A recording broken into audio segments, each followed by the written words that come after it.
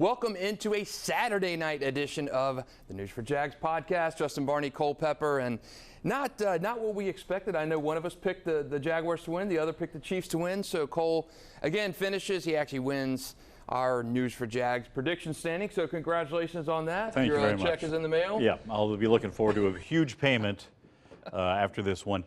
I got the winner right. It didn't really go the way I thought it was going to. Yeah, I agree. I thought it was going to be more of a shootout, high-scoring game. Didn't turn out that way tonight. 27-20, Chiefs prevail over the Jaguars. I think the Patrick Mahomes injury obviously changed the complexion of the game. You know, Patrick Mahomes Did it, though? At 60% is still better than just about any other quarterback in the league. Yeah, I'm asking you if it really did change. I mean, yes, Chad Henne came in and directed. You know, it's not like Henne came in and they went 3 and out, punted away, and the Jaguars had all this opportunity. 98-yard drive. 98-yard. I mean, that was to me that was a feast or famine moment. You're thinking as a Jaguars fan, you got pinned back, Chad Henne, immobile, ancient guy. There's a chance to really kind of drive the stake through the Chiefs' heart, and that worked out the opposite way. 98 yards, 12 plays, touchdown pass to Travis Kelce, and again, that was kind of the summary of that game. I thought that this game was so reminiscent of the first game the Jaguars played against the Chiefs.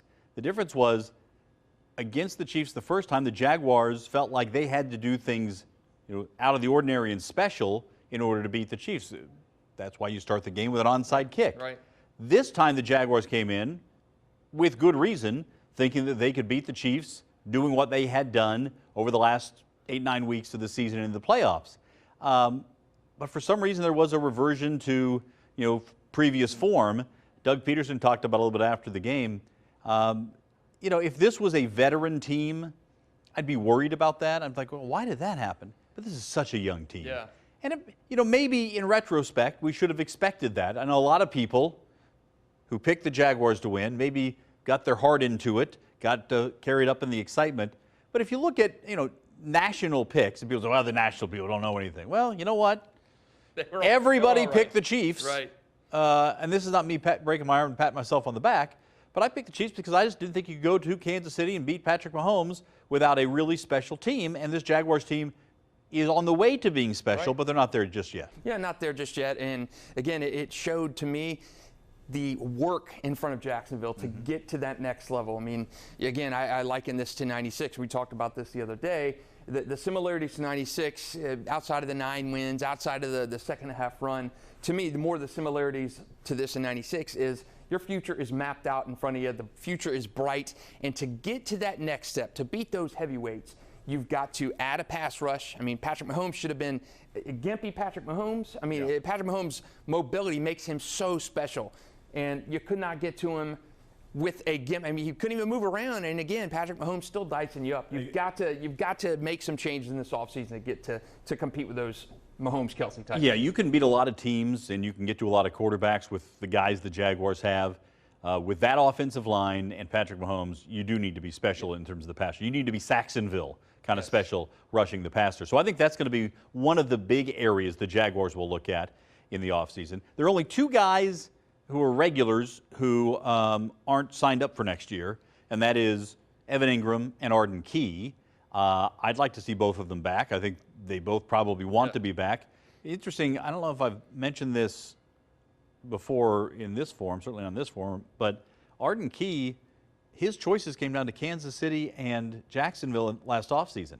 Well, he picked Jacksonville, and I think he wants to be back. So, I mean, let's say you have all the regulars back. You still, you know, you've got a decision to make on what direction you want to go with Jawan Taylor at some point. He's under contract, but you talked about a 5th-year option, some of these things. I think add Calvin Ridley. That should help the offense. There aren't gaping holes for this team to try to replace like we've seen so many times in the past. You'd like a better pass rush. You're going to have to probably address nickel corner. Whether it's schematically or players developing, you'd like to see them do better against tight ends. But to me, if the rookie class from this year and last year continues to develop, if the rookie class from this year takes the same step next year as last year's rookie class took this year, Jaguars are in great shape. This is a young team with a young core, a young rising quarterback, and a head coach who knows how to put it all together.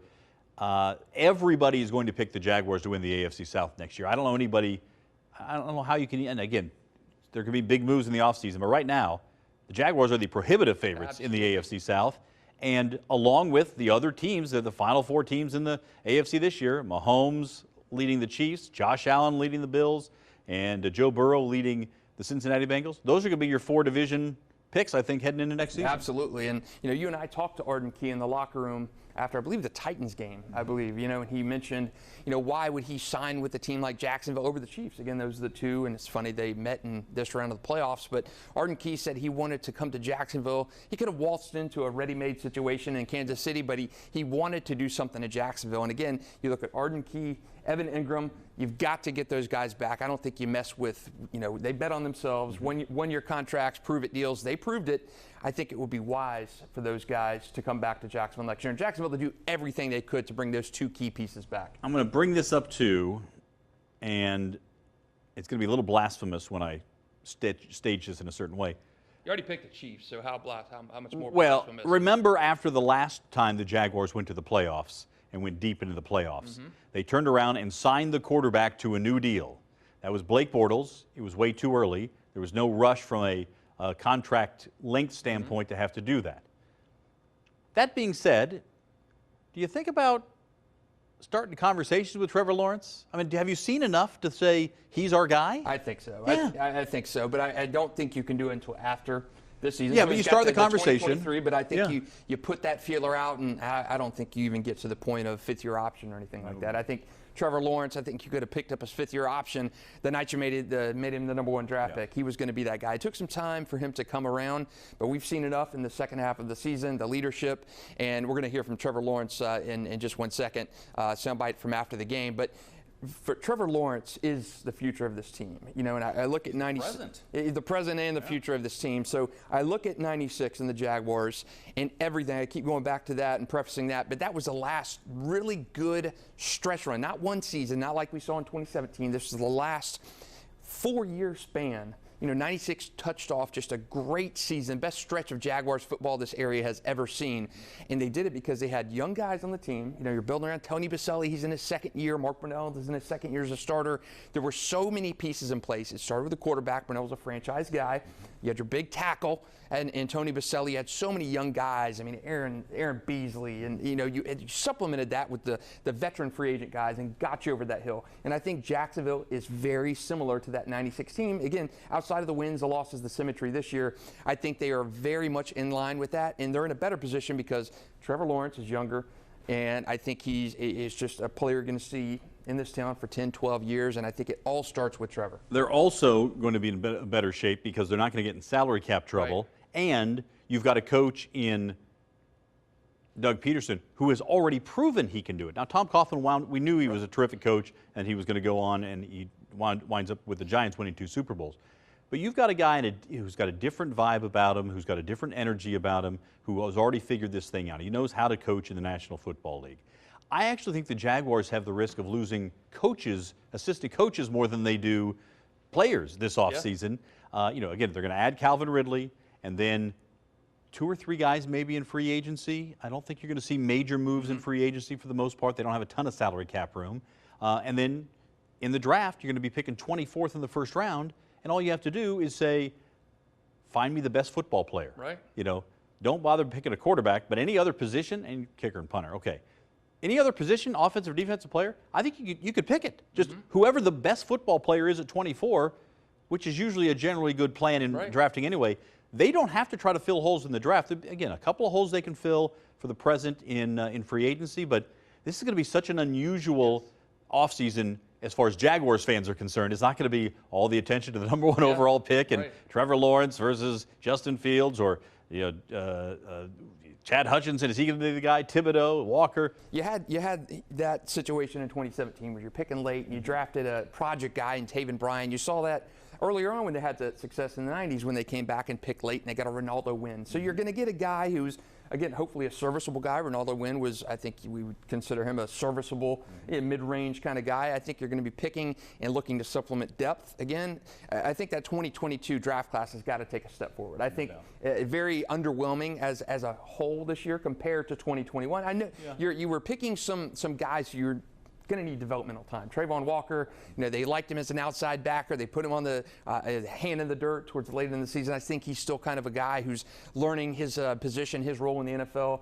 Devin Lloyd, Chad Muma. But again, the free agency moves last year allowed them to take a little bit more time with that draft class. You have Devin and Chad and those guys have a little more time to develop. And there were two other players who I thought really made a case for themselves, who maybe could have been salary cap cuts potentially, but late in the year, both Rayshon Jenkins, who really had a very solid year all year, then was terrific in the last couple of months.